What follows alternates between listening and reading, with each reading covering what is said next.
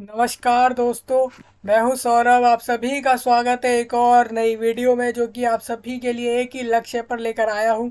दोस्तों, इस वीडियो में जो है बहुत ही खास बातें होने वाली हैं आपके national eligibility cum entrance test यानी कि अंडर ग्रेजुएट प्रोग्राम्स के लिए मेडिकल कॉलेजेस, इंस्टीट्यूट, यूनिवर्सिटीज़ में अगर आप इंडिया के अंदर किसी भी मेडिकल इंस्टीट्यूट, कॉलेज, यूनिवर्सिटी में, चाहे वो गवर्नमेंट हो या ना हो, अगर आप नीट के एग्ज़ाम्स के रिजल्ट के जरिए यानी कि एग्ज़ाम नीट के जो रिजल्ट है उसके मार्कशीट से, उसके स्कोर कार्ड से, अगर आप इन कॉलेजेस और इन यूनिवर्सिटीज़ में किसी भी मेडिकल कॉलेज कोर्स के अंदर एडमिशन लेना चाहते हैं तो ये वीडियो जो है आपके लिए बहुत ही खास होने वाला है। क्योंकि दोस्तों, इस वीडियो में सारी बात होगी आपके national eligibility cum entrance test exam से रिलेटेड। क्योंकि उसका इंफॉर्मेशन बुलेटिन जो है, जिसके अंदर आपके नीट अंडर ग्रेजुएट कोर्स के जितने भी मेडिकल जो भी कोर्सेज होते हैं इंडिया के अंदर, उसके लिए नीट का एंट्रेंस एग्ज़ाम देना जो है बहुत ज़्यादा ज़रूरी होता है हर एक स्टूडेंट को।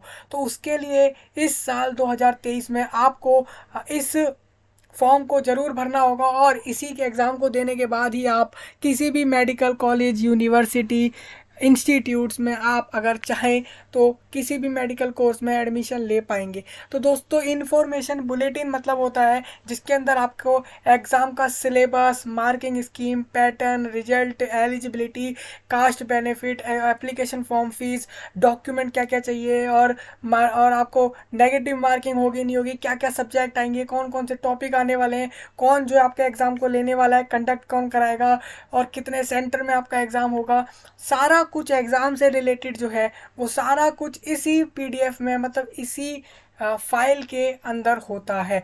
जो कि 6 मार्च को 2023 में यानी कि 6 मार्च 2023 को ये नोटिस जो है ऑफिशियली वेबसाइट पर आया।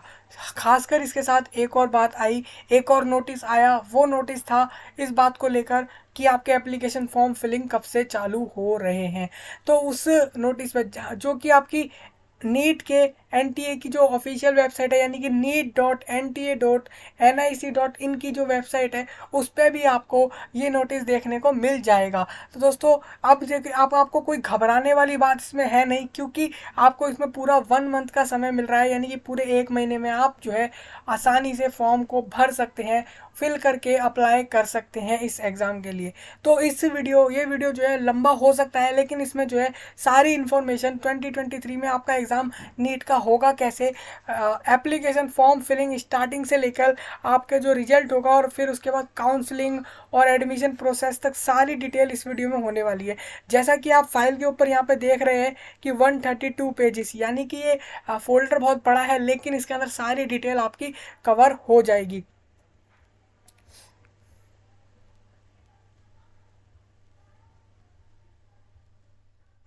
देखिए, ये कुछ एब्रीविएशन है, अगर बीच में कहीं कहीं ऐसे शॉर्ट में वर्ड आएंगे ये सारे, तो इसका मतलब आप समझ सकते हैं कि फुल फॉर्म में वो ये वर्ड हैं।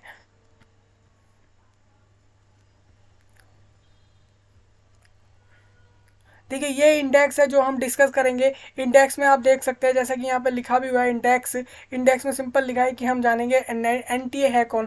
भाई, हमें ये भी तो पता होना चाहिए ना कि एनटीए जो है वो ये एग्ज़ाम कंडक्ट तो करा रही है, लेकिन एनटीए है कौन, ये हमारे लिए जानना बहुत ज़्यादा ज़रूरी है। साथ में उसके बाद हम जानेंगे उसकी एलिजिबिलिटी, एग्ज़ाम के बारे में जानेंगे, उसकी एलिजिबिलिटी जानेंगे, एग्जामिनेशन स्कीम, सिलेबस, क्या पैटर्न होगा, और उसके बाद जो भी मैंने आपको भी थोड़ी देर पहले बताया वो सारी बातें इसी के अंदर हम जानने वाले हैं। सेंटर सिलेक्शन की, आप कैसे सेंटर सिलेक्ट करेंगे अपने एग्ज़ाम के लिए, वो भी हम इसी वीडियो में जो है कवर करेंगे। देखिए, ये चैप्टर वाइज इन्होंने अलग अलग टॉपिक में बता रखा है क्या क्या डिस्कशन होना है यहाँ पे। उस तरीके से eligibility, qualification for MBBS course के लिए और बीडीएस कोर्स के लिए, हालांकि आप देख सकते हैं अलग अलग कोर्स की अलग एलिजिबिलिटी है यहाँ पे, लेकिन एग्ज़ाम जो है वो सेम ही है। काउंसलिंग कैसे होगी, फिर रिजर्वेशन फॉर एडमिशन, एडमिशन के लिए अगर रिजर्वेशन कोई कैटेगरी से आता है कोई, तो उसके लिए उसका एडमिशन कैसे होने वाला है, एडमिट कार्ड से रिलेटेड सारी डिटेल क्या रहेगी, मेरिट लिस्ट जो आपकी आएगी उससे आप कैसे पता कर पाएंगे कि आपका एडमिशन हो पाएगा या नहीं हो पाएगा, वो सारी डिटेल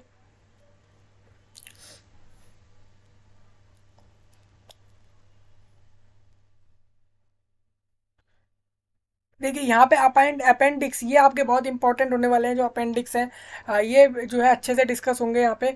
अपेंडिक्स में मैं आपको बता देता हूँ।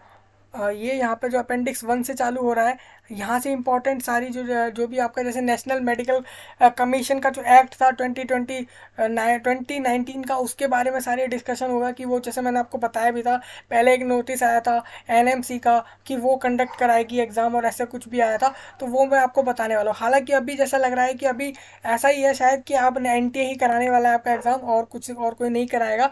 ये क्लैरिफिकेशन आ रहा है। जब एक्चुअल बिल्कुल फाइनल हो जाएगा तो आपको ज़रूर बताया जाएगा, अपडेट किया जाएगा। अभी के लिए फ़िलहाल यही जो है एक अपडेट है कि अभी कंफर्म नहीं है, लेकिन चांसेस लग रहे हैं कि एनटीए ही आपका एग्ज़ाम जो है वो कराने वाला है।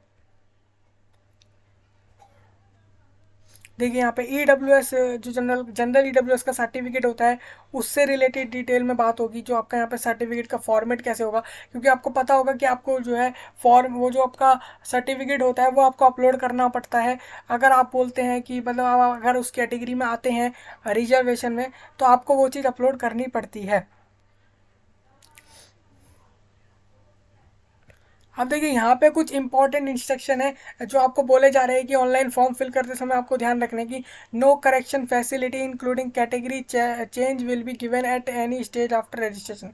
जब आपका रजिस्ट्रेशन हो जाएगा तो कोई भी करेक्शन करेक्शन आप नहीं कर सकते, इंक्लूडिंग कैटेगरी चेंज। कैटेगरी में कोई चेंज बिल्कुल नहीं हो सकता, ये आपको साफ बताया जा रहा है। रजिस्ट्रेशन जैसे ही आपका कंप्लीट होगा, उसके बाद जब फॉर्म फिल हो जाएगा, आपका सबमिट हो जाएगा, उसके बाद आपका कोई भी चेंज जो है इधर नहीं होगा। मतलब कि आपके रजिस्ट्रेशन के बाद कोई भी चेंज आपके कैटेगरी में नहीं होने वाला है। वो जैसा आपने भर दिया वो वैसा ही रहेगा, उसमें कोई भी चेंज नहीं होगा। देखिए यहाँ पे डॉक्यूमेंट में आपको बता दूँ, photograph, signature, left hand, right hand, finger and thumb impression and all certificate before uploading. ये चीज़ें आपको याद रखनी है कि ये सब, हालांकि ये सब चीज़ें आपको अपलोड करनी पड़ेंगी। मैं आपको बता दूं, photograph, signature, left hand finger और राइट हैंड फिंगर का थंब इम्प्रेशन जो है, साथ में अपना सर्टिफिकेट, ये सारा अपलोड करना पड़ेगा आपको। रजिस्ट्रेशन के लिए आपको अपना एक valid mobile number, email ID की ज़रूरत पड़ेगी, जो आपको, जिससे आप रजिस्ट्रेशन कर पाएंगे।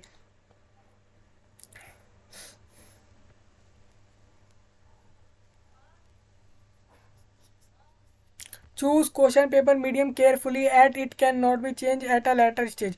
जैसे आप देखिए, मैंने आपको पहले ही बताया कि भाई 13 लैंग्वेजेस हैं जिसके अंदर आपका नीट अंडर ग्रेजुएट का 23 के अंदर एग्ज़ाम होगा। तो उसके लिए आपको एक बात बता दूं कि आप जो है अपने मीडियम को चेंज नहीं कर सकते। एक बार आपने जो मीडियम चुन लिया वो ही फाइनल रहेगा। ये इंपॉर्टेंट डेट्स हैं, जैसे कि मैंने आपको पहले ही बताया था एप्लीकेशन फॉर्म स्टार्ट होने के नोटिस के अंदर, सेम वही आपको यहाँ पे भी है कि 6 अप्रैल लास्ट डेट है 9 PM तक। और उसी दिन में आप 11:50 तक, लास्ट रात के, आप उसमें कुछ भी चेंज कर सकते हैं। नेक्स्ट आपको इसी तरीके से फीस बताई थी मैंने कि जनरल कैंडिडेट को इंडियन सिटीज़ के अंदर, इंडिया अगर कोई इंडिया का सेंटर होगा उसके लिए, तो उसको 1700 और 1600 जो है वो EWS और NCL OBC में, और बाकी SC ST PWD और थर्ड जेंडर वालों को 1000 रुपीज़ पे करने हैं। सेम ऐसे ही आउटसाइड इंडिया वाले को 9500 रुपीज़ पे करने हैं। इसके ऊपर आपका अगर कोई GST चार्ज या प्रोसेसिंग चार्ज लगता है तो वो एक्स्ट्रा होगा, वो इसमें इंक्लूड नहीं है। नेक्स्ट इसी से रिलेटेड मैं आगे बात करता हूँ कि आपको एग्जामिनेशन सिटी जो है वो बाद में बताया जाएगा, अभी ऐसा कुछ भी नहीं है। ऐसे ही एडमिट कार्ड भी आपको बाद में ही सब कुछ बताएंगे। आंसर की और रिजल्ट से रिलेटेड डिटेल भी आपकी बाद में आएगी। हालांकि एग्ज़ाम जो है वो 7 मई को होने वाला है, और एग्ज़ाम जो है वो 3 आवर 20 मिनट्स का होगा, जो कि आपका 2 PM से 5:20 PM तक होगा।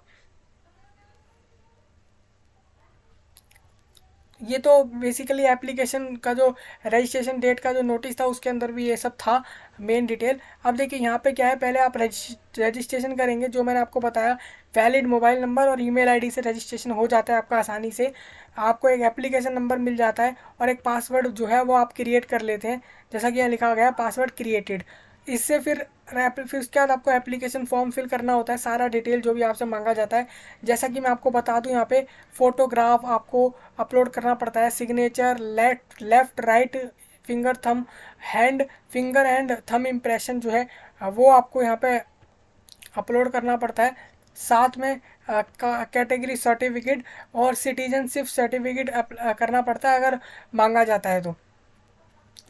और एक एड्रेस प्रूफ भी आपको देना पड़ता है, उसके लिए भी कोई एक डॉक्यूमेंट आपको देना पड़ता है। इसी तरह बस इतना ही आपको देना पड़ता है और कुछ यहाँ पे नहीं होता। देखिए फोटोग्राफ में यहाँ पे बोला गया है कि आपका 80% फेस आपका उसमें दिखना चाहिए और उसमें मास्क आप ना पहने हो, मास्क आपके फेस पर नहीं होना चाहिए और बैकग्राउंड जो है वो वाइट होना चाहिए, ऐसा यहाँ पे बोला गया है।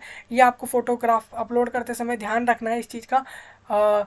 इसी तरीके से यहाँ पे ये भी बोला गया है इनका फॉर्मेट जो है वो जेपीजी होना चाहिए। फोटोग्राफ और सिग्नेचर और थंब इम्प्रेशन का जो फॉर्मेट है वो जेपीजी बोला गया है यहाँ पे। साथ में ये बोला है कि आप पीडब्ल्यूडी और कैटेगरी सर्टिफिकेट कोई अगर अपलोड करते हैं तो वो पीडीएफ फॉर्मेट में हो। सेम इसी तरीके से मैं आपको बता दूं, फोटोग्राफ का जो साइज़ है वो 10 से लेके 200 केबी के बीच में होना चाहिए और आपका जो सिग्नेचर का साइज़ है वो 30 केबी से कम होना चाहिए और left and right thumb impression का 200 केबी से कम होना चाहिए। ये साइज़ आप देख लेना एक बार अच्छे से। इस तरीके से आपके साइज़ जो है अलग अलग फॉर्मेट के रहेंगे। यहाँ पे देखिए आपसे क्लास 10th की पास सर्टिफिकेट मांगा जाएगा अपलोड करने के लिए, उसको उसका जो है 300 केबी से कम आपका उसका साइज़ होना चाहिए।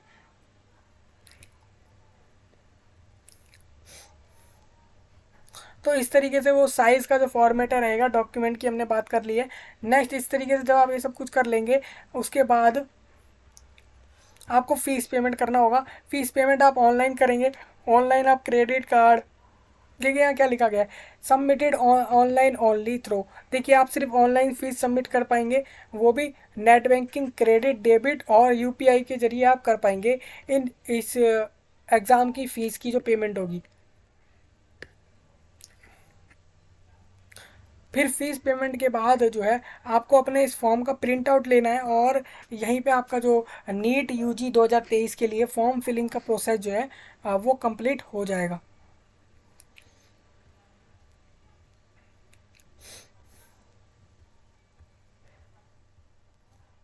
देखिए ये एनटी के बारे में बताया हुआ है। NTA basically national testing agency है जो आपका एग्ज़ाम कंडक्ट कराएगी इस बार 2023 में नीट का।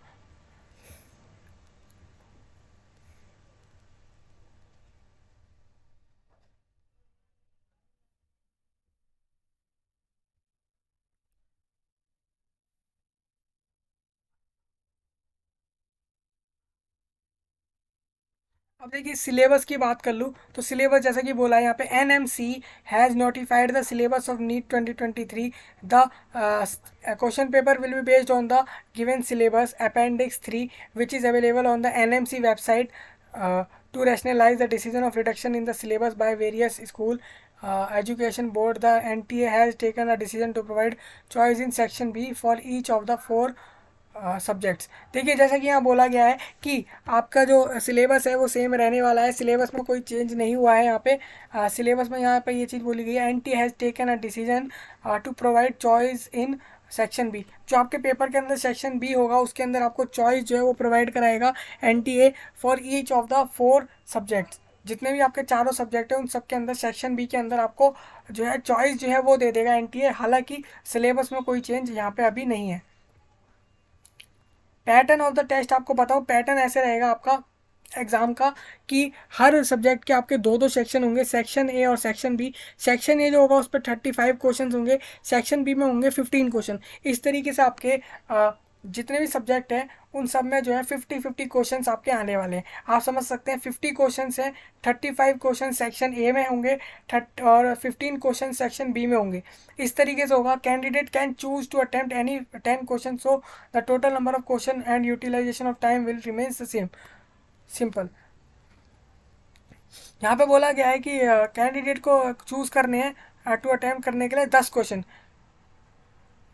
अब देखिए इसमें कुछ थोड़ा सा डाउट है, मैं एक बार क्लियर कर लेता हूँ। देखिए यहाँ पे लिखा हुआ है जैसा कि फिजिक्स, केमिस्ट्री और बोटैनी और जूलॉजी, ये आपके 4 सब्जेक्ट रहेंगे। सेक्शन आपको बता दिया, सेक्शन सबके अंदर दो दो होंगे। इस तरीके से आपके 8 सेक्शन होंगे। सेक्शन बी के अंदर आपको चॉइस देने वाले हैं वो लोग क्वेश्चन अटैम्प्ट करने के लिए। जिसके लिए यहाँ पे इन्होंने बोला भी है, क्या बोला है, 15 question, out of these 15 question candidate can choose 10 question. देखिए जैसे मैंने आपको भी बताया भी कि आपको जो है सेक्शन बी में चॉइस मिलेगी क्वेश्चन को अटैम्प्ट करने के लिए।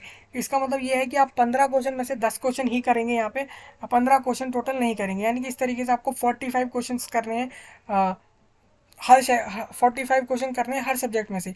35 क्वेश्चन कंपलसरी होंगे, यानी कि सेक्शन बी आपको पूरा करना पड़ेगा, वो अटैम्प्ट करना पड़ेगा पूरा।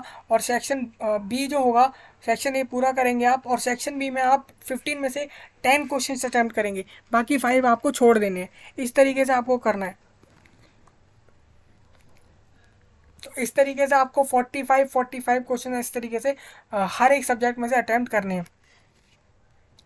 तो टोटल मार्क्स आपका 720 मार्क्स का पेपर होगा आपका ये, जिसमें से फिजिक्स जो है वो आपकी 180 मार्क्स की, हर एक सब्जेक्ट जो है 180 मार्क्स का होने वाला है।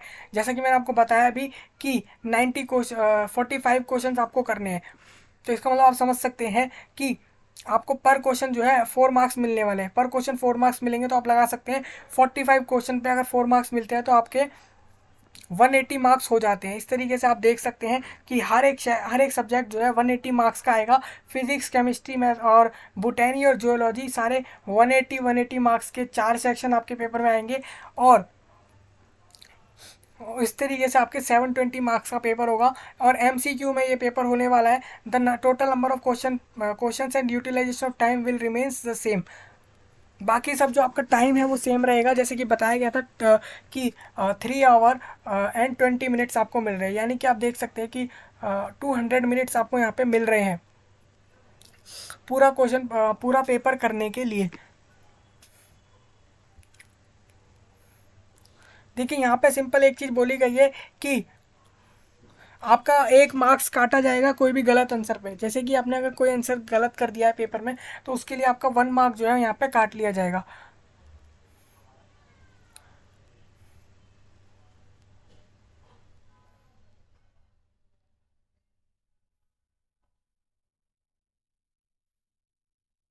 करेक्ट आंसर के आपको 4 मार्क्स मिलेंगे, रॉन्ग पे आपका -1 हो जाएगा। कोई आंसर आप किसी क्वेश्चन का नहीं करते हैं तो ना ही आप में उसका आपका मार्क्स कोई जोड़ा जाएगा ना काटा जाएगा, वो उस क्वेश्चन पे 0 मार्क्स मिलेंगे। इसी तरीके से if more than one option is found to be correct then +4 आपको मिल जाएगा, अगर आपने उस क्वेश्चन को अटेम्प्ट किया और उसमें सही ऑप्शन को चूज़ करा है। सपोज मान लीजिए एक ऐसा क्वेश्चन आया पेपर में जिसके 2 आंसर सही निकलते हैं बाद में आने के बाद, जब आंसर की आती है तब, तो उसमें से आपको मार्क्स तभी दिए जाएंगे जब आपने उस क्वेश्चन को अटेम्प्ट किया होगा, और उस अटेम्प्ट करने के बाद उसके आंसर में आपने उस ऑप्शन को जरूर सिलेक्ट किया होगा वो जो उन दोनों ऑप्शन में से करेक्ट है। इसी तरीके से फिफ्थ ऑप्शन ये भी है कि if all options are found to be correct, अगर ऐसा कोई क्वेश्चन आता है जिसके अंदर सारे ऑप्शन करेक्ट हैं, तो आपने अगर उस क्वेश्चन को अटेम्प्ट किया है तो आपको मार्क्स +4 मिल जाएंगे।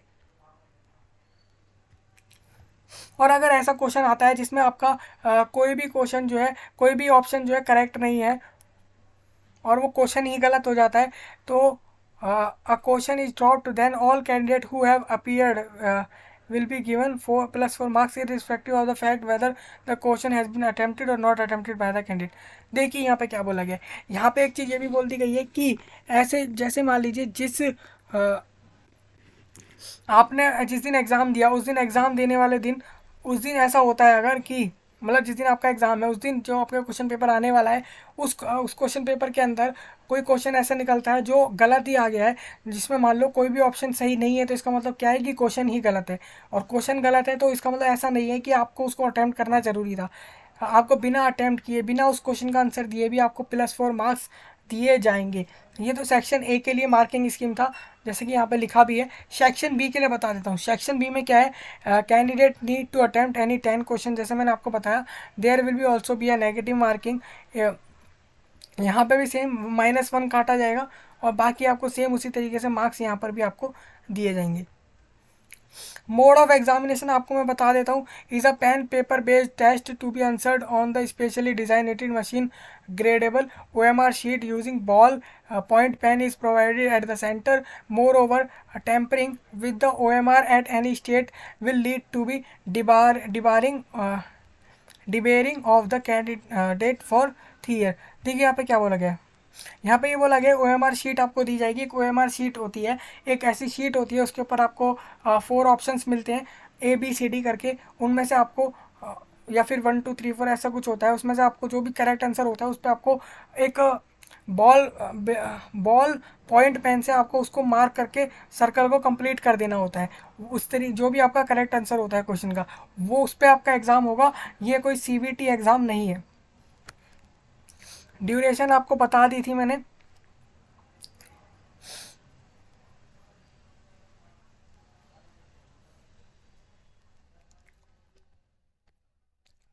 मीडियम ऑफ पेपर भी मैंने आपको बता दिया है कि इनमें से किसी भी लैंग्वेज में क्वेश्चन पेपर को अटेम्प्ट कर सकता है कोई भी कैंडिडेट। ये आपको लैंग्वेज जैसा कि दिख रही है। एक बात याद रखिएगा, ये लैंग्वेज आपने जो चूज़ कर ली उसमें आपको पेपर देना ही होगा, बाद में कुछ चेंज यहाँ पे नहीं होगा।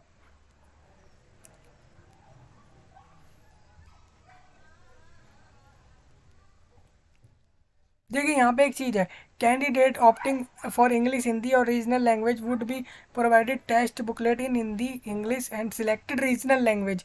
देखिए यहाँ पे ये है, आपने अगर कोई तमिल लैंग्वेज जैसे कि चुनी है, तो आपको हिंदी, इंग्लिश और तमिल इस तरीके से आपको जो है आपके क्वेश्चन पेपर जो है मिलने वाला है। सपोज मान लीजिए मैं आपको एक चीज़ बताता हूँ, जैसे ये 13 लैंग्वेज है, इसमें से आपने अगर हिंदी चूज़ करी है तो आपको आपका क्वेश्चन पेपर हिंदी और इंग्लिश में ज़रूर मिलेगा। इसी तरीके से इंग्लिश चूज़ करिए तो इंग्लिश में क्वेश्चन पेपर होगा वो।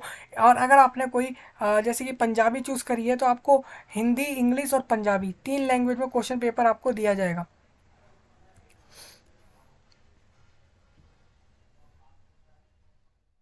यहाँ पे बोला गया इन केस, अगर ऐसा कोई केस आता है जिसके अंदर जो है आप कोई दूसरी लैंग्वेज सिलेक्ट करते हैं और पेपर में दूसरी लैंग्वेज के अंदर पेपर जो है प्रिंट हो जाता है, तो ऐसे में आपको इंग्लिश लैंग्वेज को ही वो जो है प्रेफर करेंगे, उसी लैंग्वेज को जो है फाइनल माना जाएगा। अगर कोई इशू हो जाता है लैंग्वेज से रिलेटेड तो candidate qualifying for NEET UG।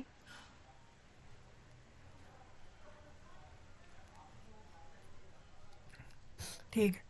देखिए यहाँ पे क्या बोला गया, option of regional language will be available as for the following. देखिए इंग्लिश लैंग्वेज में क्वेश्चन पेपर जो है वो आपको हर सेंटर में मिल जाएगा। इंग्लिश, हिंदी और उर्दू में जो है वो भी आपको इंडिया के हर सेंटर में मिल जाएगा। लेकिन और इंग्लिश, हिंदी, आसामी जो है वो आपको असम के, मतलब जो भी, मतलब समझ सकते हैं आप इस तरीके से। इंग्लिश और हिंदी के अंदर क्वेश्चन पेपर आपको इंडिया और इंडिया के बाहर तो मिलने ही वाला है। उसके अलावा जो आपका स्टेट है उसके अंदर वो उस लैंग्वेज में क्वेश्चन पेपर आपको भी मिलेगा, हिंदी इंग्लिश के अलावा। जैसे कि सपोज मान लीजिए पंजाबी, यानी पंजाब के अंदर क्वेश्चन पेपर जो होगा पंजाबी लैंग्वेज में, हिंदी, इंग्लिश, इन सब में मिलने वाला है। देखिए आप लिखा भी है, सेंटर जो भी होंगे पंजाब के अंदर चंडीगढ़, दिल्ली, न्यू दिल्ली, इन सब जगहों पे जो है आपका पंजाबी लैंग्वेज में भी क्वेश्चन पेपर आएगा। तो इस तरीके से आप देख लेना। यहाँ पे सिटी आपको मिलेंगी, आपको सिटी सिलेक्ट करनी है एग्ज़ाम की, जो भी आपकी आपको सिटी सिलेक्ट करनी होगी। एग्ज़ाम कहाँ आपको देना है वो आप सिलेक्ट करेंगे।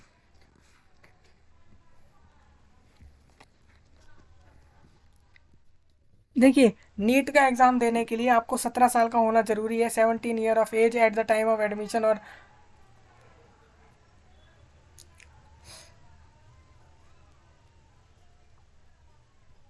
देखिए यहाँ पे क्या बोला गया है, यहाँ पे बोला गया है आपको आपको जो है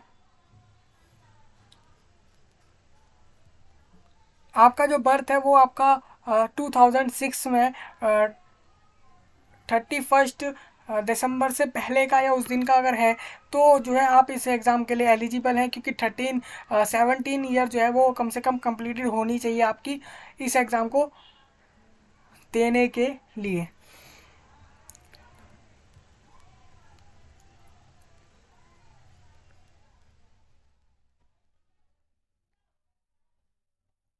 अब देखिए यहाँ पे क्या बोला गया है, क्वालिफिकेशन क्वालिफाइंग एग्जामिनेशन कोड। यहाँ पे कुछ कोड हैं, ये आपको याद रखना है। दो ज़्यादा candidate who is appearing in the qualifying examination whose result is awaited may apply and appear in the test, but he she not to be eligible for admission to the undergraduate medical courses if he she does not pass the qualifying examination with the required pass percentage at the time of first round of counseling. Candidate who have appeared or appearing at the qualifying examination with English, physics, chemistry and biology as the main subject and expert to pass the examination with the required percentage of marks are also eligible to apply for appearing in the competitive entrance exam. Their candidate will be considered only if they provided documentary evidence of having pass the qualifying examination with the required subject and percentage of marks. देखिए यहाँ पे क्या बोला गया है, जो अभी class 12 में स्टूडेंट हैं 2023 में, तो उनको उनके लिए उनका जो लिए है उनके लिए कोड 1 है, जो कि क्वालिफिकेशन कोड है यहाँ पे, जो उनको लगाना पड़ेगा फॉर्म फिल करते समय। तो इस तरीके से रहेगा। अब यहाँ पे देखिए क्या बोला गया, यहाँ पे बोला गया higher examination Indian school examination which is equivalent to class 12th after a period of 12th year of study. The last 2 year of such study comprising of physics, chemistry, biology,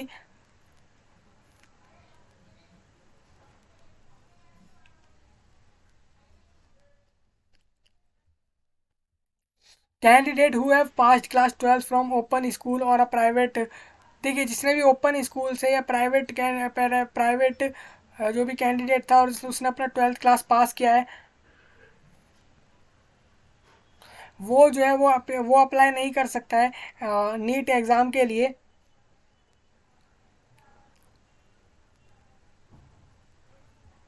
यहाँ पे कुछ इंस्ट्रक्शन है कि आप ये star वाले instruction से समझ सकते हैं।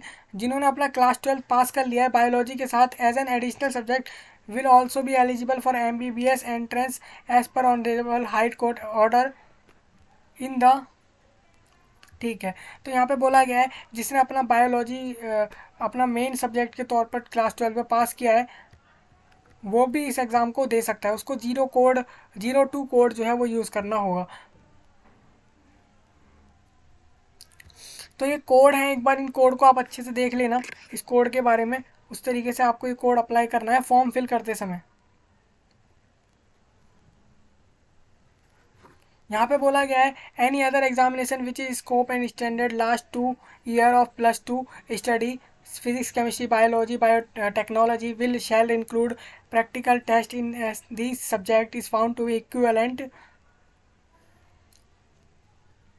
सपोज वही सेम है, मतलब आप समझ सकते हैं जो अपीयर हैं उनको 01 कोड लगाना है, जो क्लास 12 में अभी अपीयर हैं जो पास हैं वो 02 कोड लगाएंगे। इस तरीके से अपना कोड देख के जो है वो आपको यूज़ करना है। देखिए आपको बता दूं फिजिक्स, केमिस्ट्री, बायोलॉजी और इंग्लिश सब्जेक्ट में आपको 50% मार्क्स आपके 12th में होने चाहिए, ये आपसे बोला गया है अगर आप क्लास 12 पास स्टूडेंट में आ रहे हैं तो।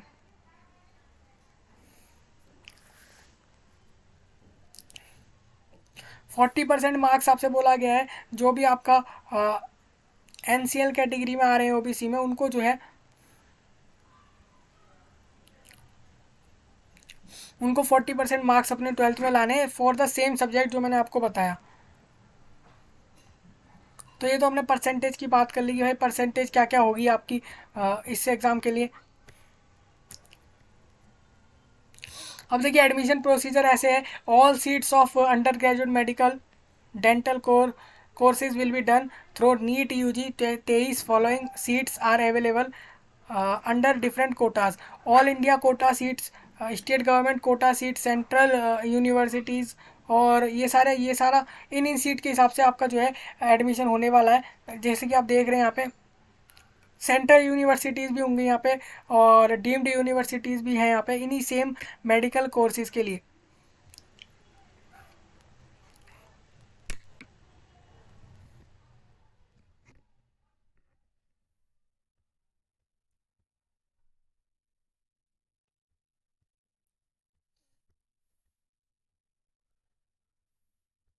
देखिए यहाँ पे क्या बोला गया है, जो EWS कैटेगरीज है उनके लिए 10% सीट जो है हर कोर्स के अंदर फिक्स्ड है कि उन स्टूडेंट के लिए 10% सीट जो है वो रहेंगी।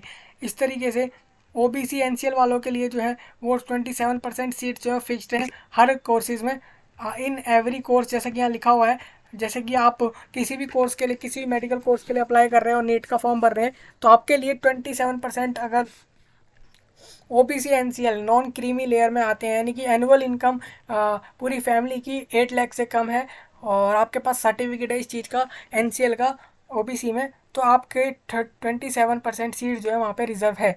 ऐसे कैंडिडेट्स के लिए। सेम इसी तरीके से और कैटेगरी में भी यहाँ लिखा हुआ है।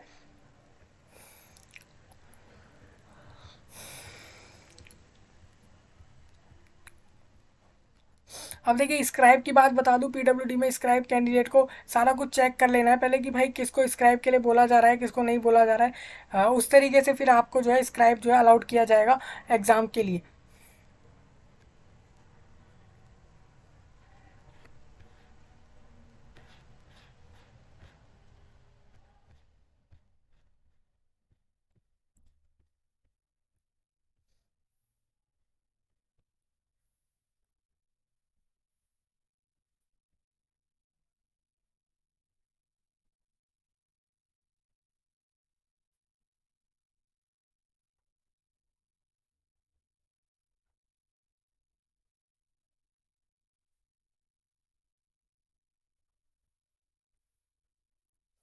जैसा कि मैंने आपको पहले भी ऊपर बताया कि फोटोग्राफ और ये सारा कुछ आपका इस साइज में होना चाहिए, जो उन्होंने ऊपर भी मैंने आपको बताया था फॉर्मेट और वो सारा कुछ, वो आपको रेडी करके इस तरीके से रखना है। देखिए वही लिखा हुआ है, रजिस्ट्रेशन होगा, फिर एप्लीकेशन होगा, फिर आप अपने डॉक्यूमेंट्स को अपलोड करेंगे, फिर फी पेमेंट करेंगे। इस तरीके से आपका जो है सारा कुछ प्रोसेस रहेगा।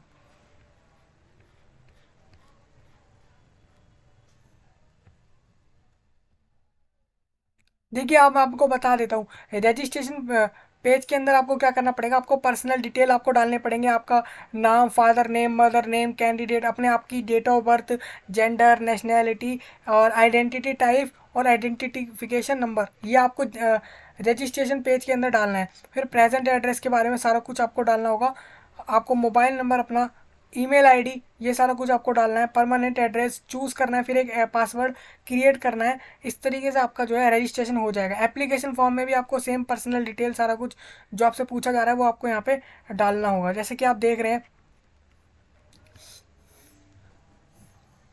आर यू डायबिटिक, ये सारी डिटेल जो है आपको फिल करनी होगी। फिर आपको अपने टेंथ क्लास का जो है वो सब डालना पड़ेगा, पासिंग स्टेटस, फिर आपके जो है टेंथ क्लास में जो है मार्क्स जो पूछे जा रहे हैं आपसे वो बताने हैं, आपको कितने मार्क्स में से कितने मार्क्स आपके आए, फिर आपको परसेंटेज बतानी है अपनी, फिर रोल नंबर आपको बताना है, ये सब आपको अपना टेंथ का बताना है। सेम ऐसे ही क्लास इलेवेंथ का भी आपको बताना है, सेम यही सारा कुछ। फिर क्लास ट्वेल्थ का भी आपको बताना है, ये क्वालिफिकेशन के अंदर आ जाएगा। फिर आपका एडिशनल डिटेल में आपको प्लेस ऑफ बर्थ और स्टेट डिस्ट्रिक्ट ये सब बताना होगा। फिर पेरेंट इनकम की डिटेल बतानी पड़ेगी, फादर और मदर दोनों की आपको बतानी है यहाँ पे। फिर डॉक्यूमेंट में आपको देखिए फ़ोटो अपलोड करनी है, सिग्नेचर अपलोड करने हैं, राइट एंड लेफ्ट का हैंड की फिंगर का थंब इम्प्रेशन जो है उसका भी एक फॉर्मेट जो है वो भी आपको अपलोड यहाँ पे करना है। टेंथ का सर्टिफिकेट और एक कास्ट सर्टिफिकेट और एड्रेस प्रूफ, ये सारा कुछ आपको अपलोड करना होगा। देखिए एडमिट कार्ड बाद में इशू होगा, जो कि वेबसाइट पे आपको मिलेगा। देखिए जैसा कि बोला जा रहा है, in case a candidate is, देखिए सुबह के 10 से शाम के 5 तक जो है आप इनको जो है इस वेबसाइट पे भी आप यहाँ पे हेल्पलाइन बॉक्स में आप यहाँ पे हेल्पलाइन नंबर होता है, वहाँ से आप बात कर पाएंगे। आपका अगर एडमिट कार्ड डाउनलोड करने में कोई भी प्रॉब्लम हो रही होगी, जब एडमिट कार्ड आएगा तब की बात यहाँ पे पहले ही बता दी गई है।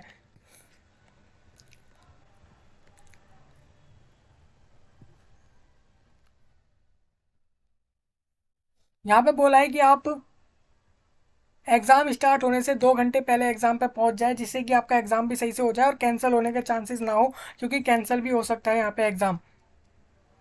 ड्रेस कोड की बात कर लेता हूँ यहाँ पे, the candidate are instructed to follow the following dress code will appearing for NEET UG, light clothes with long sleeves are not permitted. However, in case candidate come in cultural or customary dress at the examination center, they should report at least an hour before the last reporting time, 12:30 p.m., so that there is enough time for proper fixing without any inconvenience to the candidate while maintaining the sanctity of the examination.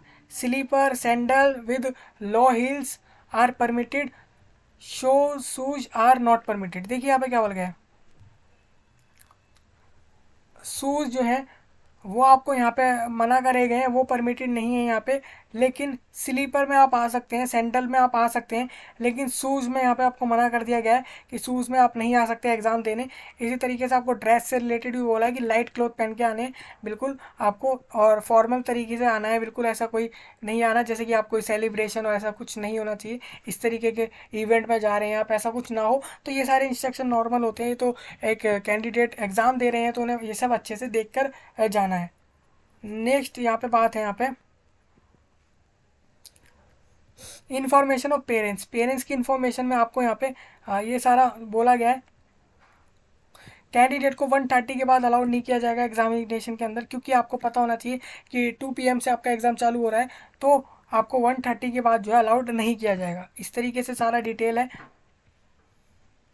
यहाँ पे देखिए आपको क्या क्या लेकर जाना होगा examination centre में। तो एडमिट कार्ड लेकर जाना है और पासपोर्ट साइज़ फ़ोटोग्राफ लेके जानी है, जो कि 1 या 2 लेकर जाएँ आप तो सही रहेगा। Next, valid original identity proof, यानी आपको एक आइडेंटिटी प्रूफ प्रूफ लेके जाना है।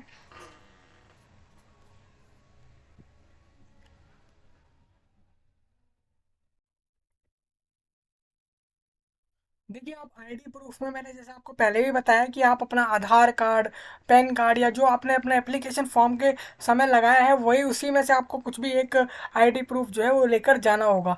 नेक्स्ट आपको ये बता दूं आपको कि आपको यहाँ पे फोटोग्राफ जो आपको लेकर जाना है वो कलर होना चाहिए और और वाइट बैकग्राउंड वाला होना चाहिए, जैसा कि आपने एप्लीकेशन फॉर्म में जब फिल करते समय, अपलोड करते समय जो लगाया था वही फोटोग्राफ सेम आपको जो है लेकर जाना है एग्ज़ाम के दौरान, लेकिन मैं विद द एडमिट कार्ड के साथ में। और वो जो है भी should be hand over to invigilator at centre. Centre पे जो भी आपके इनविजिलेटर होंगे, मतलब कि जो भी आपका इंस्ट्रक्टर होते हैं वहाँ पे, जो भी आपको गाइड करते हैं अंदर, जो आपके सेंटर के वहाँ पे जब आप अपने आप को अटेंडेंस शीट में वहाँ पे जब आप फिक्स करना होता है, वहाँ पे एक अटेंडेंस शीट होता है आपका सेंटर के वहाँ पे आपसे फोटोग्राफ मांगा जाता है, आपसे सिग्नेचर करवाए जाते हैं, और फिर आपको बोला जाता है कि भाई ये वाला सीट आपका है, इस जगह जाके आप बैठ जाइए। इस तरीके से जो है एग्ज़ाम का जो है फॉर्मेट रहता है, इस तरीके से जो आपको देना होता है। तो ये इस तरीके से आपको ये चीज़ें ले जानी होंगी। Candidate will not bring any barred time item at the centre. कोई भी जैसा कि गैजेट और ये सारा कुछ जो भी आपको मना किया जाता है, इलेक्ट्रिक गैजेट या फिर डिवाइसेस, कोई भी आप नहीं ले जाएं। कोई चीट कोड ऐसा कुछ भी ना ले जाएं, क्योंकि ये जो है साफ इंस्ट्रक्ट किया जाता है आपको, पहले ही एनटीए बता देता है, तभी तो आपको जो इन्फॉर्मेशन ब्राउजर होता है उसमें सारा डिटेल आपको पहले बताया जाता है, जिससे कि उस टाइम पे ऐसा कुछ भी ना हो, क्योंकि यहाँ पे पहले ही साफ कुछ बता दिया जाता है कि अगर आपने ऐसा कुछ किया तो क्या क्या हो सकता है। यहाँ पे ये भी बोला गया है कि आप जो है एग्ज़ाम पे जो है एग्ज़ाम सेंटर पे पहले ही पहुंच जाएं, क्योंकि 12:30 जो है 12:30 लेटेस्ट, जैसे कि आपको बताया गया है एग्जामिनेशन सेंटर पे आपको पहुंचना होगा। आपको 12:30 पहुंच जाएंगे तो आपको एंट्री मिल जाएगी कैंडिडेट को अंदर सेंटर के अंदर। जैसे कि मैं आपको यहाँ दिखा भी दूँ, if candidate are wearing customary dress they need to report. जैसे कि बोला गया है कि 12:30 बजे जो है कैंडिडेट को पहुंचना होगा। The candidate will regularly visit, जैसे कि बोला गया है कि वेबसाइट पे आप देखते रहें कि कोई भी जो है आपको अपडेट आता है तो वहीं वो आपको सीधा यहीं पे जो है आपको बताया जाता है। देखिए यहाँ पे एक वो एक मेन चीज़ ये इंश्योर दैट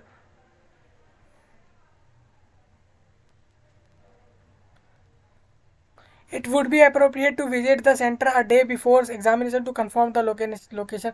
जैसा कि आपको बोला जा रहा है, आपको सेंटर जैसे एडमिट कार्ड पे पता लग जाता है, तो आप सेंटर पे जाके पहले चेक कर लें कि आपका एक्चुअल में वही सेंटर है या नहीं, क्योंकि एग्जाम डे पे जाने में आपको ये जो है प्रॉब्लम फेस करनी पड़ सकती है। क्यों इसलिए बोल रहा हूँ मैं, क्योंकि आप डायरेक्ट अगर एग्ज़ाम वाले डे जाते हैं तो ऐसे में जो है आप हो सकता है कि आप किसी सेंटर की जगह किसी और सेंटर पहुँच जाए, और ऐसा कुछ जो है हो सकता है। नेक्स्ट आपको बता दूं यहाँ पे, जैसे कि यहाँ से तो मैं ये सब तो मैंने बता ही दिया। लास्ट एंट्री जैसे कि यहाँ अलग से बताया हुआ है 1:30 पे लास्ट एंट्री होगी आपकी, यानी कि हाफ आवर पहले ही एग्ज़ाम के कमेंस होने से बंद कर दिया जाएगा जो भी आपके गेट्स होंगे एग्ज़ाम सेंटर पे वो सब। Sitting on the seat in the examination hall, आपको बोला जा रहा है कि 1:15 से 1:15 से आपके एग्ज़ाम के अंदर सिटिंग चालू हो जाएगी।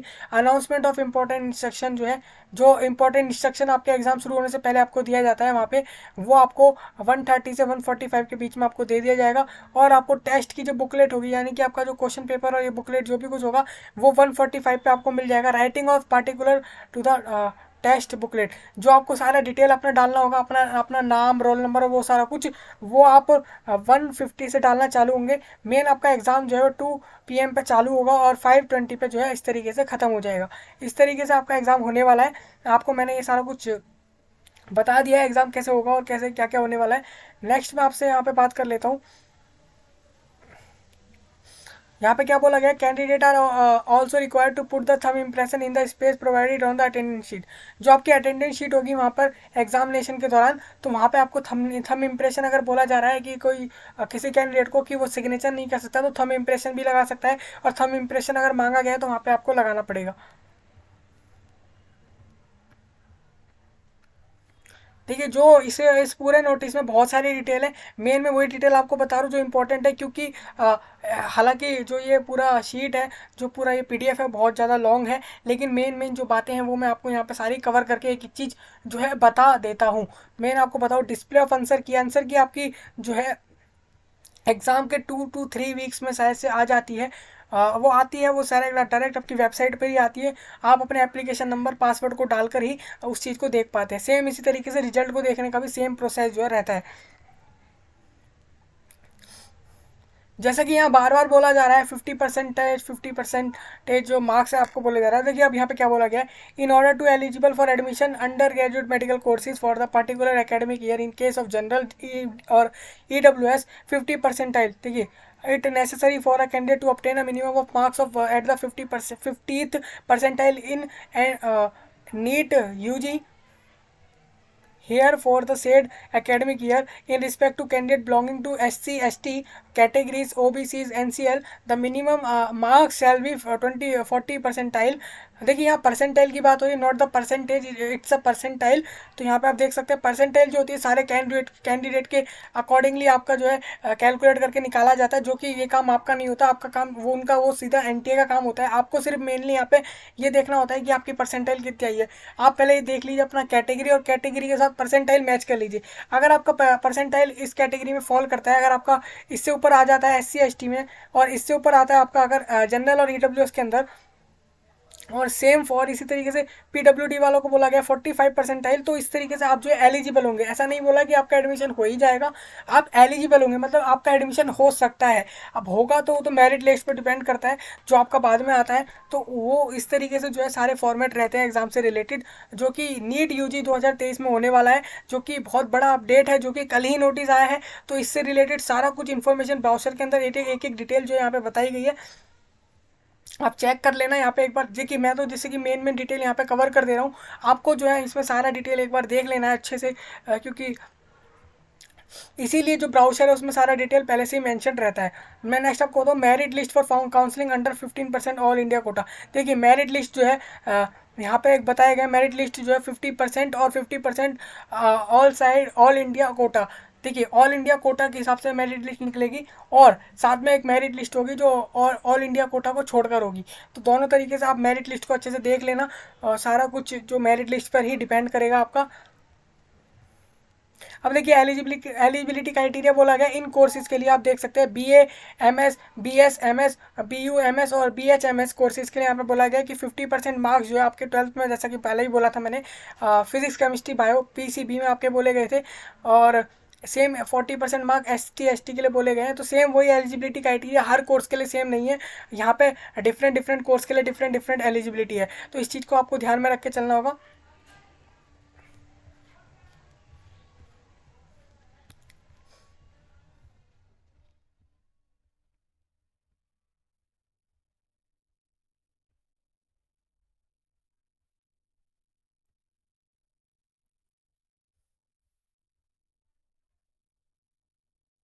अब देखिए ये क्या चीज़ है, the gazetted gazetted of India extra ordinary. ये भी कुछ इंस्ट्रक्शन है, मैं आपको बताया था। जैसे देखिए, state medical education directorate and office where counselling related information is available. ये आपको बोला गया है कि आप जैसे कि यहाँ पे बोला गया है कि यहाँ पे ये देखिए, ये जो हेड ऑफिस बताया गया है दिल्ली के अंदर इस चीज़ का, जनरल ऑफ हेल्थ सर्विसेज का बताया गया है यहाँ पे, जिसके अंदर 50% जो है ऑल इंडिया कोटा की सीट्स हैं, 100% डीम्ड यूनिवर्सिटी है ये, central university, Delhi university, AMU, BHU including institutional domicile quota, ESIC और AFMC only registration part, IPU, और ये सारा कुछ आपको बताया गया है कि किस किस के अंदर जो है कितने कितने परसेंट सीट्स जो है रिजर्व करी गई हैं कैंडिडेट के लिए, वो यहाँ पे आपको बताया गया है। मिनिस्ट्री ऑफ आयुष के अंदर जैसे कि आपको बता दूं, यहाँ पे मेडिकल कोर्सेज जो है वो हर कोर्सेज के लिए बात हो रही है इंडिया के अंदर, हर इंस्टीट्यूट और कॉलेजेस के लिए जो कि नीट एग्जाम से होगा, तो उसके लिए आपको बता दिया गया। जैसे कि मिनिस्ट्री ऑफ आयुष के अंदर बताया गया जो आपका नई दिल्ली में आयुष भवन है, B ब्लॉक, GPO कॉम्प्लेक्स के वहाँ पे, तो वहाँ पे आप देख सकते हैं 50% उसके अंदर जो है ऑल इंडिया कोटा की सीट जो है रिजर्व है। वो जो कि वो एक सेंट्रल इंस्टीट्यूट है जो कि डीम्ड यूनिवर्सिटी और नेशनल इंस्टीट्यूट्स के अंदर आता है।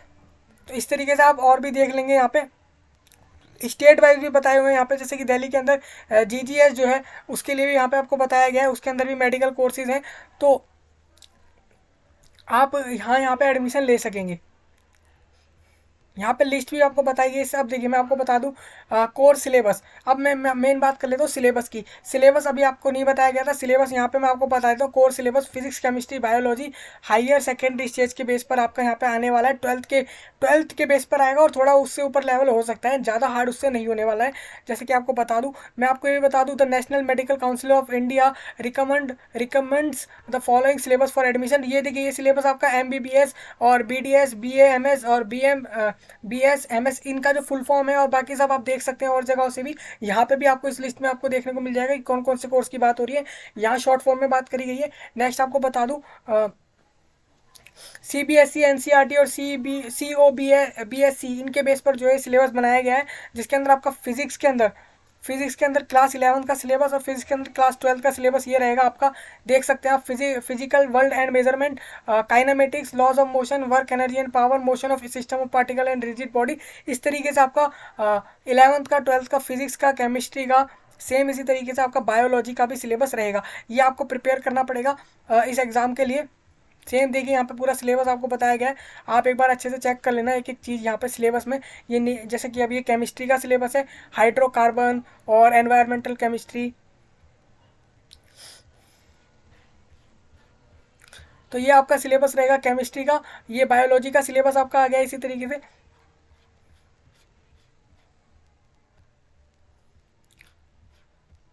तो वो आपका सिलेबस था, आप सिलेबस चेक कर लेंगे। अब मैं नेक्स्ट आपको बता देता हूँ state, union, territory wise list of examination cities for NEET UG 2023। अब देखिए यहाँ पे आपको बता देता हूँ सिटी और साथ में स्टेट। जैसे कि आपको बता दूँ अंडमान एंड निकोबार आइसलैंड के अंदर आपका एक पोर्ट ब्लेयर में आपका जो सिटी है वहाँ पर आपका एग्जाम सेंटर होगा, जिसका सिटी कोड जो है 1101 यानी कि 1101 होने वाला है। इसी तरीके से आपका आंध्र प्रदेश में आपके देख सकते हैं कितने सारे सिटी के अंदर सेंटर पड़ रहा है आपका। एक तो आपका गंटूर में पड़ रहा है, कुरनूल में पड़ रहा है, नेलोर में पड़ रहा है और तिरुपति, और ये सब आप देख सकते हैं। ये सारे जो है सेंटर आपके पड़ने वाले हैं, ये सारे आंध्र प्रदेश में रहेंगे। सेम इसी तरीके से असम के भी आपको यहाँ पे सेंटर दिख जाएंगे, बिहार के भी आप देख सकते हैं। इस तरीके से आपके सेंटर जो है चंडीगढ़ में और दादरा एंड नगर हवेली और गोवा, गुजरात, ये सारे आपको सेंटर यहाँ पे दिख रहे होंगे। गुजरात में भी बहुत सारे सेंटर हैं इस बार। हरियाणा में भी आपका देख सकते हैं आप, जैसे कि हरियाणा में आप देख पा रहे होंगे फरीदाबाद और गुरुग्राम, अंबाला, करनाल और भिवानी, हिसार, ये सारे आपके जो है सेंटर, ये इन सिटी में आपका सेंटर होने वाला है। ये एक्चुअल में सिटी का नाम लिखा है कि इस स्टेट में इस सिटी में आपका सेंटर होगा, तो आप देख सकते हैं इस सिटी के अंदर ही आपको सेंटर अलॉट किया जाएगा कहाँ पे आपका एग्जाम हो रहा है। इस तरीके से आप हर स्टेट में चेक कर सकेंगे। बहुत सारे सेंटरों में ये जो एग्ज़ाम है नीट का होगा, ये एक नेशनल लेवल एग्ज़ाम होता है और बहुत एक बड़ा एग्ज़ाम होता है, तो उसमें आप चेक कर पाएंगे आसानी से कि कहाँ कहाँ पे ये आपका एग्ज़ाम होने वाला है। देखिए मैं आपको एक चीज़ और बता दूं, यहाँ पे जैसा लिखा भी है आउटसाइड इंडिया में भी आपका देख सकते हैं। ये यहाँ पे दुबई में, अबू धाबी और ये कोलंबो और ऐसे जैसे कंट्रीज़ में भी आपके ये जो एग्ज़ाम है वो होने वाले हैं।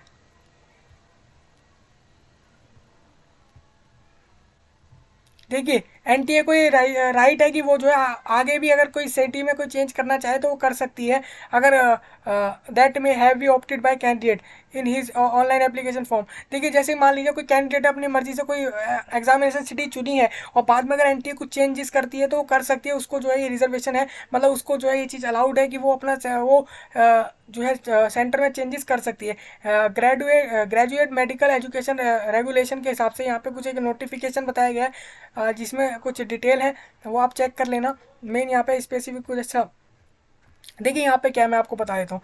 Guideline regarding admission of student with specified disability under the rights of personal with, ये पीडब्ल्यूडी वाले कैंडिडेट के लिए वो एक्ट है 2016 का, उसके हिसाब से एमबीबीएस कोर्स में जो एडमिशन लेना चाह रहे हैं उनके लिए बताया गया है कि उनका एडमिशन कैसे हो पाएगा। तो उनके एडमिशन से रिलेटेड यहाँ पे कुछ है, तो वो कैंडिडेट अपना सब कुछ यहाँ पे देख लें। यहाँ पे एक एक चीज़ उनको बताई गई है।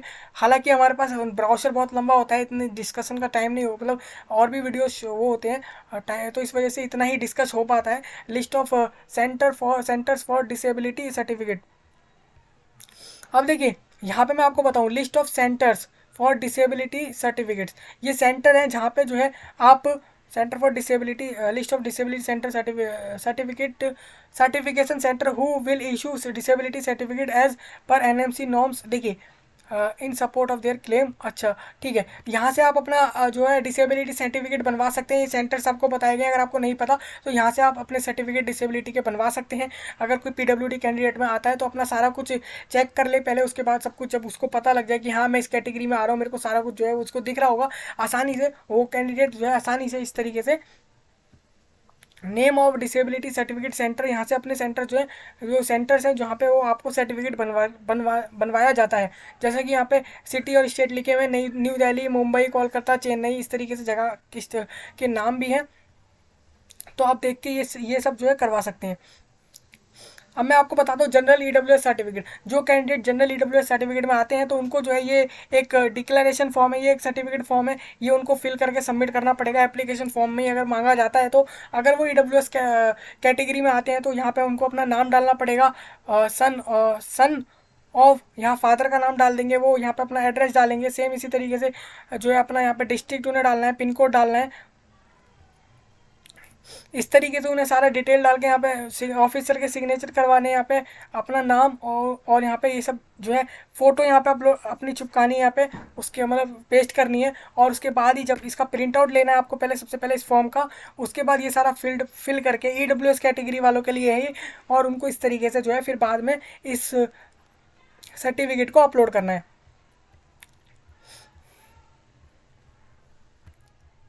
जैसे ओबीसी वालों के लिए भी ओबीसी एनसीएल में भी लिखा हुआ है, यहाँ पे आप देख सकते हैं।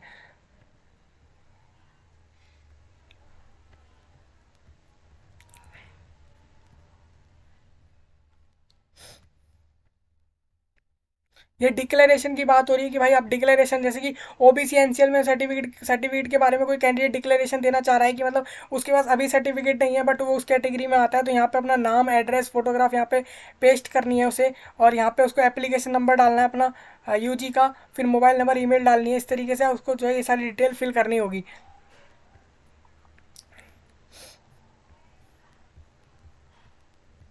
सेम इसी तरीके से एससी एसटी सर्टिफिकेट रहेगा आपका, आप देख सकते हैं एससी एसटी का सर्टिफिकेट का है। इस तरीके से सारा जो है आप देख सकते हैं, अलग अलग सर्टिफिकेट अलग अलग कैटेगरी के हैं, उसके हिसाब से उन्हें बताया गया है कि उन्हें कैसे जो है यहाँ पे वो चीज़ करनी होगी।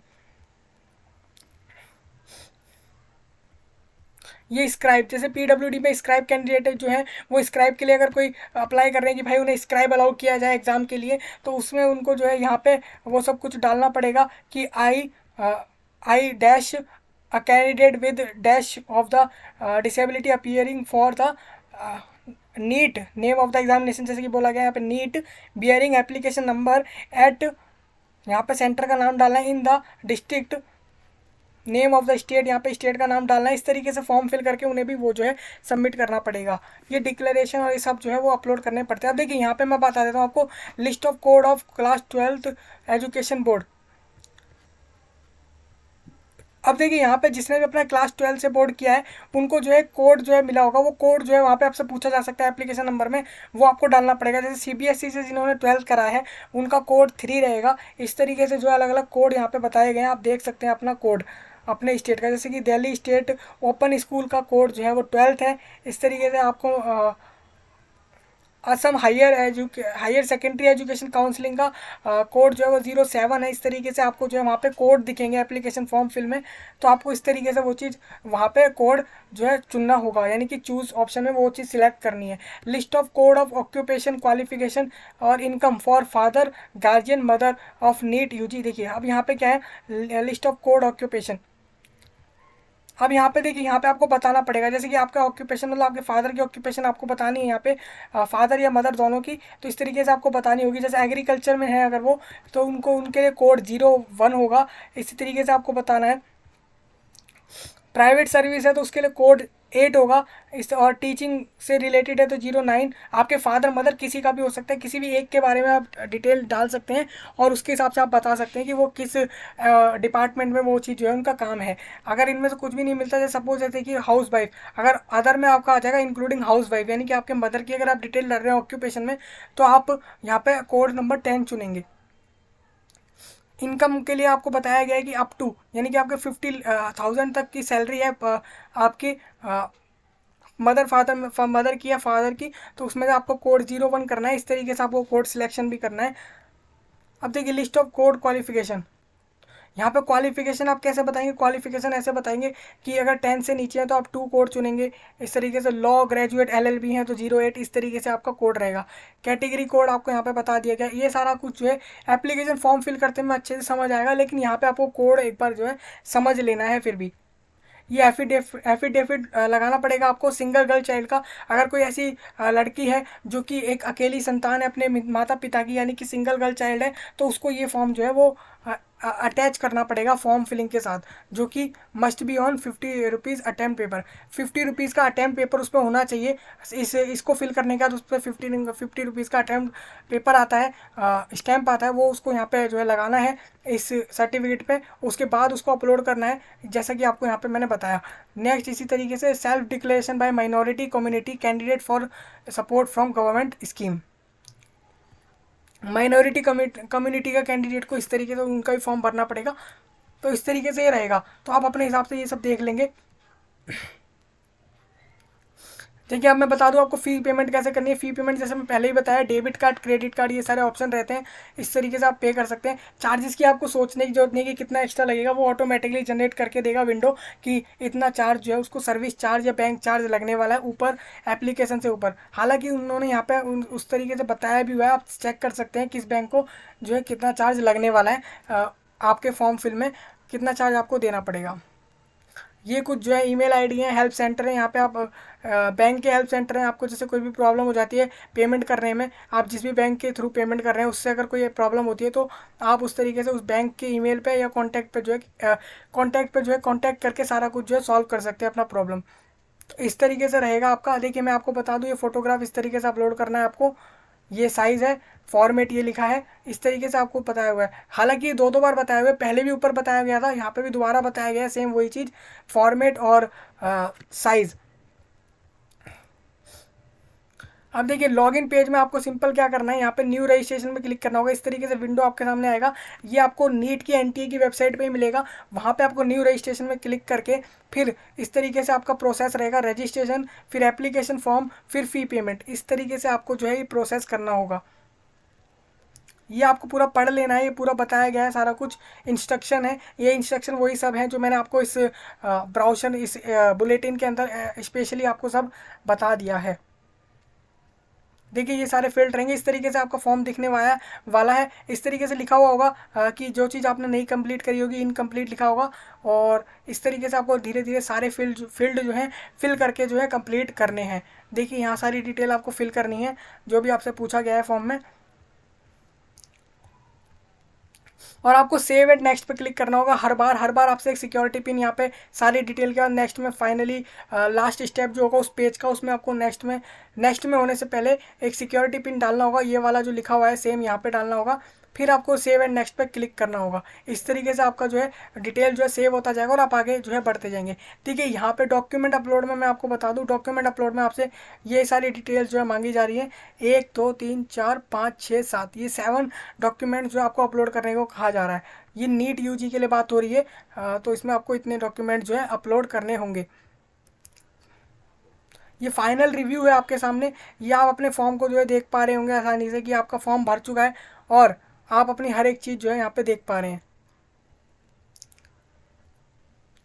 जब आप अपनी यहाँ पे सारी डिटेल देख लेंगे, यहाँ पे देखिए सब कुछ कंप्लीट हो चुका है, बस आपका फ़ीस पेमेंट रह जाएगा। फिर आप उसको फ़ीस पेमेंट को भी यहाँ से सिलेक्ट कर लेंगे जिसके भी थ्रू आप करना चाहें। जैसे कि आपको यहाँ दिख रहा होगा एसबीआई, और यहाँ पे और भी 2 4 बैंक हैं, उनमें से किसी से भी आप कर सकते हैं फ़ीस पेमेंट। इस तरीके से आपका फ़ीस पेमेंट हो जाएगा और फाइनली फ़ीस पेमेंट के बाद आपको जो है इस तरीके से दिखने वाला है आपका एप्लीकेशन का फिल्ड फॉर्म, मतलब जो आपका सबमिटेड फॉर्म है वो इस तरीके से आपको दिखेगा। तो इस तरीके से आपका फॉर्म जो है फाइनली सबमिट हो जाएगा।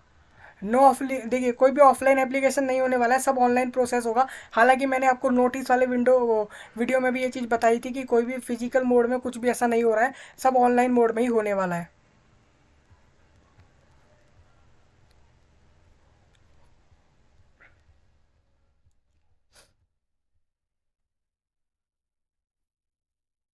तो देखिए इस तरीके से जो है ये आपका रहने वाला है कि जो आपका एग्ज़ाम है नीट का एनटीए के द्वारा होगा। इस बार भी आपका एनटीए के द्वारा ये एग्ज़ाम होने वाला है। नेशनल टेस्टिंग एजेंसी आपका 2023 का नीट का एग्ज़ाम कराने वाली है। सारा प्रोसेस आपको बता दिया है कैसे एग्ज़ाम होगा, कैसे क्या क्या होगा।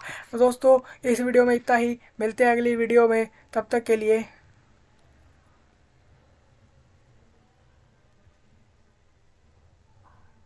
धन्यवाद।